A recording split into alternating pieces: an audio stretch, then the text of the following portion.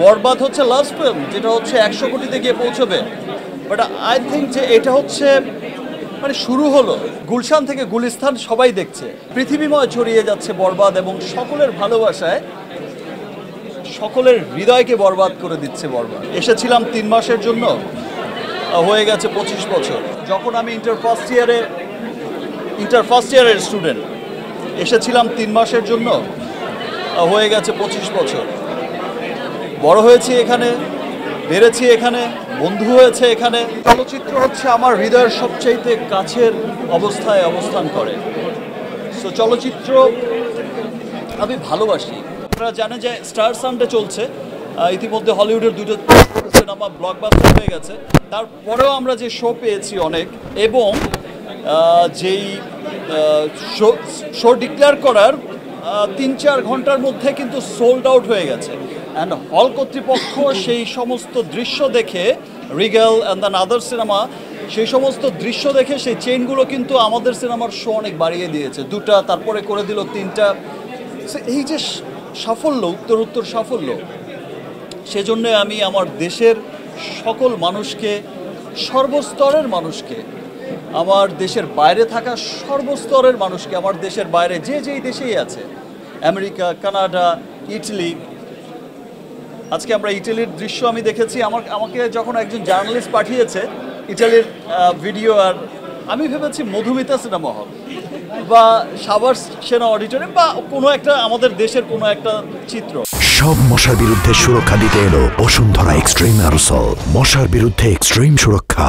So আমি এটা ভাবতে পারিনি। আমি ভেবেছি আজকের দিনে মধুমিতা বা অন্য কোনো সিনেমা হলে প্যাকড আপ হচ্ছে, উইকডেতে এটা তো হচ্ছে, আমি নর্মাল নিয়েছি। আমি যখন নিচে লেখা পড়লাম যে এটা রোমের, মেবি রোম, সো আমি যখন দেখলাম যে এটা রোমের দৃশ্য, তখন আমি বলে বোঝাতে পারবো না আমার কি আনন্দ লেগেছে। এই যে মানুষের উচ্ছ্বাস, দেশের বাইরে থাকা মানুষের উচ্ছ্বাস। অস্ট্রেলিয়া, নিউজিল্যান্ড রিলিজ হচ্ছে সামনে, middle east, all the golf country যেগুলো আছে সমস্ত গলফে রিলিজ হচ্ছে, এন্টায়ার গলফে। এর বাইরে ইংল্যান্ড, আয়ারল্যান্ড, ইউরোপ, বিভিন্ন দেশে মানে পৃথিবীময় ছড়িয়ে যাচ্ছে বরবাদ এবং সকলের ভালোবাসায় সকলের হৃদয়কে বরবাদ করে দিচ্ছে বরবাদ। একটা প্রবাদ আছে, মর্নিং শোজ দ্য ডে। আমরা যখন দেখি একটা সিনেমার ওপেনিং দেখি, একটা সিনেমার কিছুদিন রান যখন করে, তখন কিন্তু সেটা বোঝা যায় যে এটা কি লং রানের ঘোড়া হবে, এটা কততে গিয়ে ঠেকতে পারে, কোন জায়গায় গিয়ে পৌঁছতে পারে।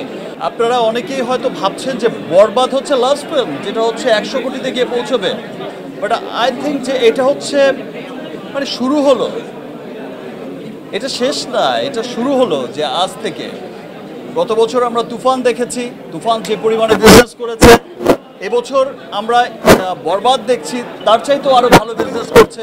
আগামীতে যে সিনেমাগুলো আসবে ইনশাআল্লাহ, সেই সিনেমাগুলো তার চাইতেও আরও অনেক বড় বিজনেস করবে।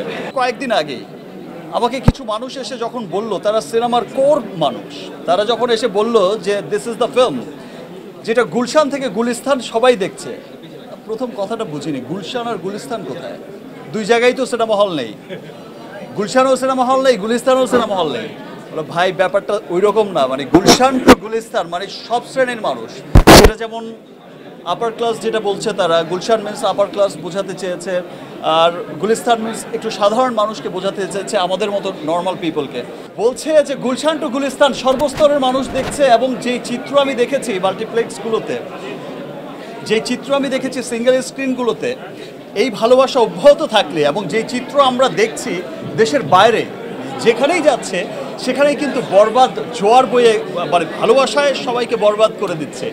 এই ভালোবাসা অব্যাহত থাকলে দেশ বিদেশের বাঙালিদের মধ্যে, বাংলাদেশিদের মধ্যে ইনশাল্লাহ আমরা এই 100 কোটির ক্লাব কোনো একদিন আমরা বলবো যে ভাই 1000 কোটিতে তো পৌঁছে গেছে।